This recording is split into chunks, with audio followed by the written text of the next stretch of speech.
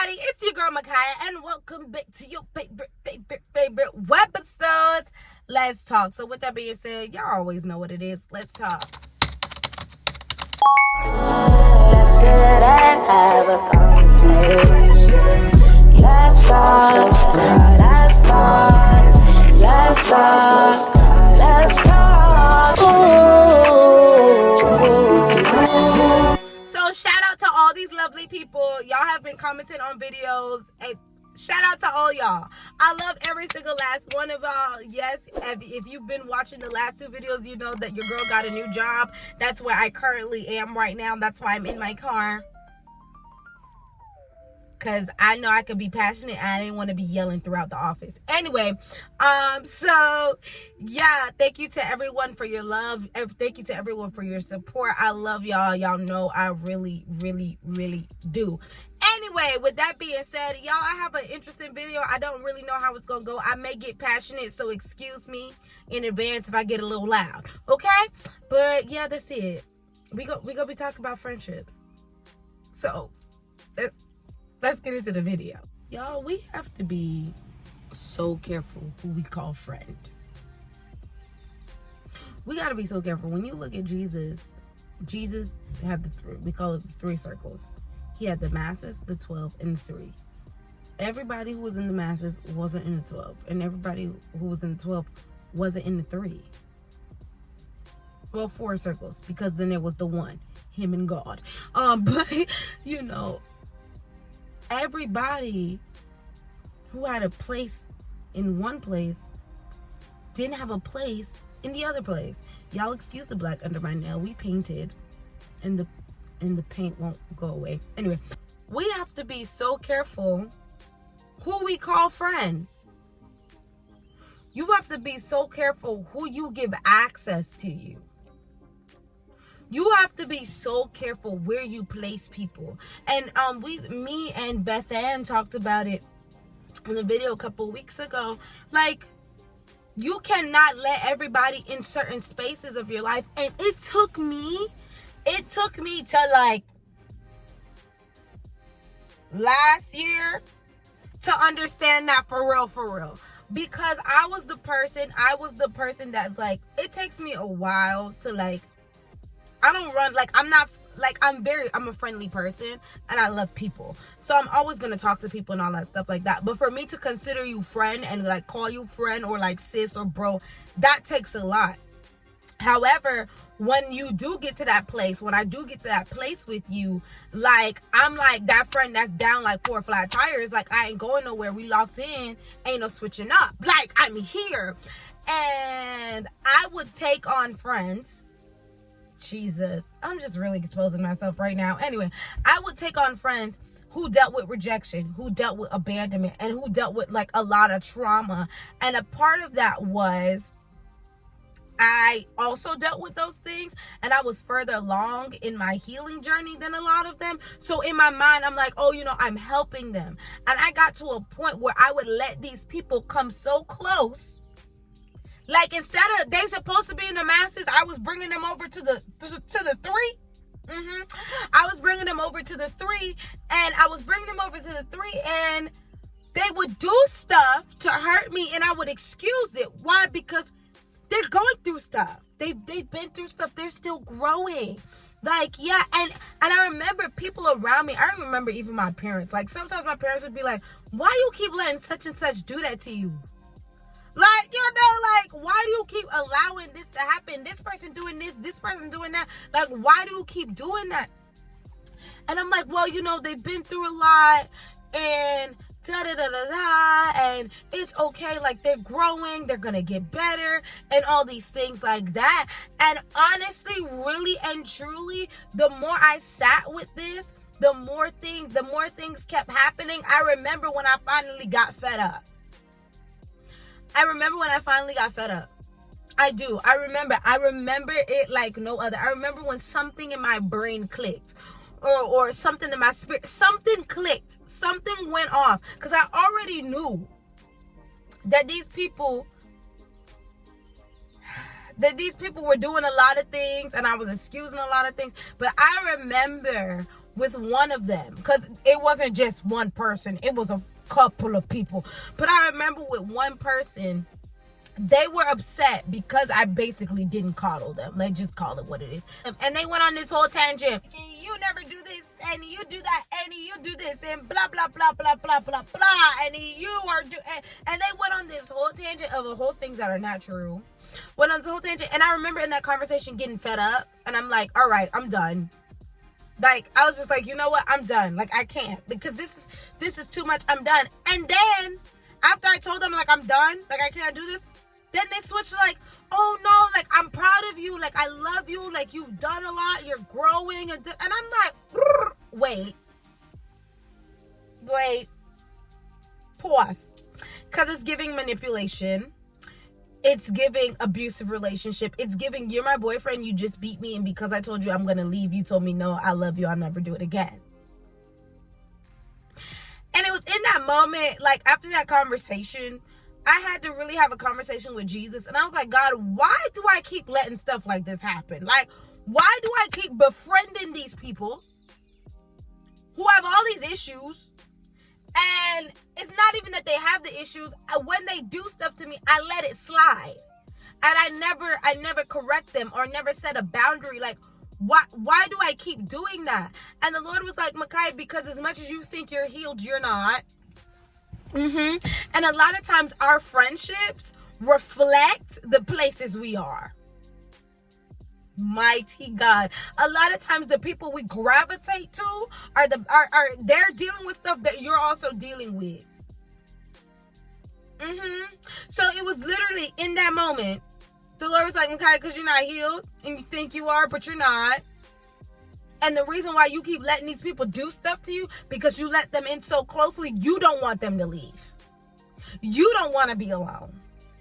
So you're going to let them keep doing this stuff to you. You're going to keep giving them titles that they're not worthy of. You're going to keep allowing them to come around you. Why? Because as much as you think you're healed from your rejection and abandonment, you're not. See, the difference between you and them is they run, you stay. Mighty God. That's the difference. That's the difference. You're going to stay. Your abandonment and rejection makes you stay in situations that you shouldn't stay in. Theirs just makes them run. But you stay. And I remember when the Lord said that to me. And I started evaluating my friendships. I realized that 99 of my friendships, and I'm not talking about regular, I mean people who were really close to me at that time, I was befriending people who shared the same trauma as me and wasn't healed as I was healed, and they were dealing with the same thing. The only thing is we dealt with it differently. And me not setting a boundary was because of my trauma. Me not setting a boundary was because I didn't want them to leave. And me not setting a boundary wasn't helping me or the people. Because now I never hold you accountable. And so, oh my gosh, it was really at that place in time where the Lord really started to deal with me with where I place people. Because sometimes we can get so caught up with the idea of a person. Oh, that's my bestie. Oh, that's my girl. That's my bro. Da-da-da. We get so caught up in stuff like that, where we place people in the wrong place. And a lot of times we make our assignments our long life friendships. And vice versa. A lot of times why our friendships aren't working out, because our friendships are trauma bonding. We're building our friendship off of trauma. And that's why it's not lasting. And that's why when y'all get healed, y'all don't know how to be friends anymore. Why? Because there's no trauma to hold you guys together anymore. I'm sorry, y'all. I'm still free. Like, this is still freeing me. Because I would grow, or that person would grow, and then the friendship no longer felt the same. Why? Because there was no more trauma to hold us together. And when you've been trauma bonding with a person, you don't know how to have an actual healthy relationship with that person. Why? Because everything's been built off of trauma. And so one thing about Jesus is Jesus knew exactly where to place people. Yes, Judas was in the 12. That's because Jesus needed Judas to be in the 12. He needed Judas to betray him. He needed someone to be close to him so that his purpose could be fulfilled. But Judas wasn't a part of the 3. Judas didn't see Jesus transfigured. Yeah, Peter with his messy self. Peter was in the 3. Why? Because Peter had a revelation of who Jesus was. And a lot of us are putting Judas in the 3 instead of in the 12. And because you done had Judas in your 3 and Judas done betrayed your tail, now you kicking Peter out.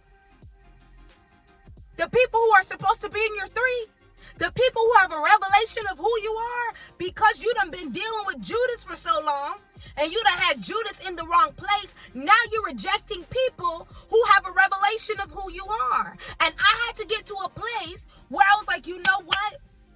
Yes, that person hurt me. Yes, that person did that. But I'm not going to allow the hurt and the trauma to be an excuse to me not allow the people that God has for me to come into my life. And so now, 24 years old, God has shifted my friend group. He has shifted my friendships. And I've allowed him to lead me and guide me and direct me on where people should be. And I can say now, my friendships have been the healthiest. These have been the healthiest friendships I've ever had in my entire life. Because I got to a place where I stopped trying to play myself. I got to a place where I really allowed the Lord to do his thing. I got to a place where I stopped trying to choose people for myself. And I let him choose. Or I stopped going ahead of God in my friendships. Now there's intention with them. Now there's boundaries. Now there's expectations. And yeah, now my friendships overall are good. And now I'm at the point where I can actually enjoy my friendships. And it's not like, oh my gosh, why are you calling me? Oh my gosh, I don't really feel like dealing with you. But yeah, you have to get to a place where you really ask the Lord where people should be in your life. Because God wants to be in every area, including your friendships. So yeah, we got to get to a place where we're healed, because trauma and the things you've been through is not an excuse to treat people any kind of way. And it's not an excuse for you to let people treat you any kind of way. Because if you really love me, you'll keep my commandments. But if you really love me, you won't try to purposely hurt me. And if you do hurt me, then you'll actually sit down. You'll be sincere about it, but you'll actually sit down and figure out what's in you causing you to hurt me. If y'all can't have real hard conversations, if they don't hear you, I remember having friends where it's like every time I told them they did something to me, they would switch it on me, and then I would end up apologizing. And I'm like, wait, what did I apologize for? I didn't do nothing. Like, honestly, oh my God, I thank you so much for deliverance, Jesus. But no, honestly, we have to get to a place